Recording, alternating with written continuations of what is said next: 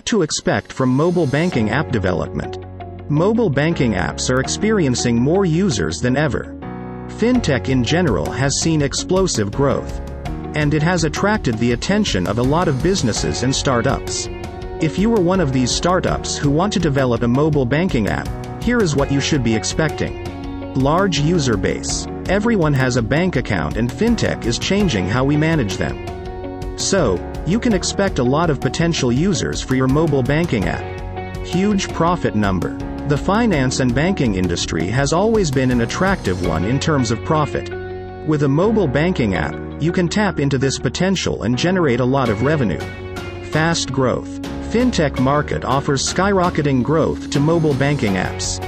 With the right idea, you can become the next big thing in the market. Room to grow.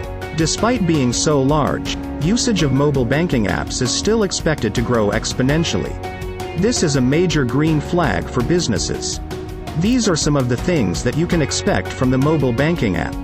To create an app that can take advantage of these factors, you need to consult top-class developers. With a good concept and monetization strategy, you can enter the market with an app that has the potential to bring in huge profits. Don't wait. This is the right time to capture the mobile banking industry and become a market leader.